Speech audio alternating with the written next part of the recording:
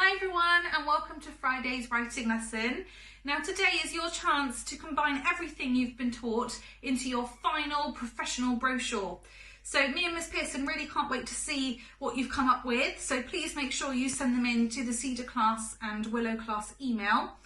We will go through in a minute together some slides to help you edit and really make sure this is the best that you can do. So carry on watching the video and we'll go through those together now. Okay, so today we're going to look through some editing station sheets and hopefully you will recognise these from when we've used them in class. So grab yourself a red pen, get your brochure ready in front of you and just be prepared to, make edits and make it even better today, even more effective. I've put on screen the Willow class and Cedar class email for you. Me and Miss Pearson would love to see some of your finished brochures today. Okay, so the first stop we're going to make is thinking about our punctuation. So can you just double check that you have capital letters at the start of your sentences and for proper nouns? So you can pause the video and have a look at that one. Then we need full stops to finish our sentences. And again, you might have question marks or exclamation marks if you need them. Commas. You might have those in a list or to separate clauses. So if you used, for example, the I-spaced, if you used a drop-in clause in your writing, brilliant. Just make sure you've got those commas in the right place around it. And some of you may have used brackets to add extra information. So again, just check that you've got both the opening and the closing bracket in the right place. And some of you may have used a semicolon. If you haven't, perhaps you could look through your work now. And that goes with some of these things at the bottom as well, really, with the brackets especially. And think, actually, could I use brackets somewhere in here? And try and add that in with your red pen. Remember, yesterday was just a draft, so it's okay to make changes to it because later today you'll have time to write it out in needs. Okay, the second station we're going to stop off at is our adverbial phrases. So have a look for any adverbs in your sentences. And there's a hint there that they end normally with ly. Think about the phrases that tell the reader when, where, how and why they should book your hotel. And then again, going back to I-spaced, have you used any prepositional phrases?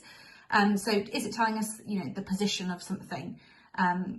So look back through your work and see if you've used any of those. And then you could, as the challenge there, switch your sentence around to include a fronted adverbial. Now, if you've used the I-spaced prepositional opener, you would have done that. And that just means at the beginning of your sentence, it tells us where something is. So it could be, for example, under the stars, you can sleep in a luxury bed. So where could you sleep in a luxury bed? The fronted adverbial tells us it's under the stars. Okay. Station number 3 is your spelling. So have a look through your work and just see if there's any spellings that just don't look right.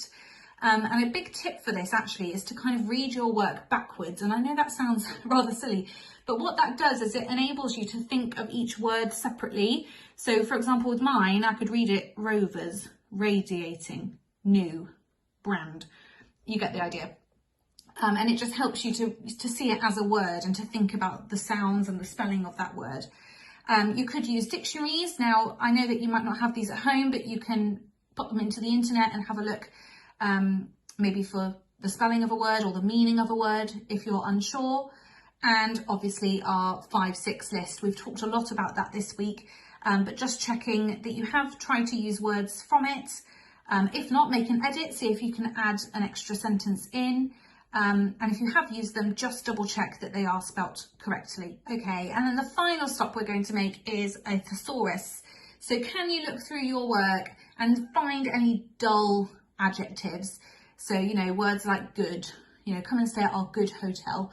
We talked about this a bit last week, about how we can make them sound even more persuasive by using those powerful adjectives. And again, if you don't have a thesaurus at home, you can look on the internet and just put in, different words for good, or you could type in synonyms for good, and it should come up with a whole list of things: excellent, amazing, fabulous. So yeah, have a look again for any boring verbs. So, any doing words that just could be improved, maybe even by adding an adverb. You know, come and sleep in our beds. Sleep would be the verb. Can you say, come and sleep comfortably in our beds, and add that adverb in? And then as the challenge, you can look at any conjunctions. So think about how you have joined sentences together. So this could be words like because or and. They're kind of the standard ones that we use. But is there any way that you could maybe use higher level conjunctions like therefore or however? Or perhaps you might remember to use a semicolon to replace a conjunction. So have a look through there and see if there's anything you can do just to make it, you know, really professional and really effective. And then this is the last editing station. So now you'll have time to write out your persuasive leaflet, or you can type it up if you've got a laptop or something you can use, that's fine. But please send them in. We're really looking forward to seeing them. And a big well done for your hard work this week, guys. And I will see you next week for more writing videos. Bye.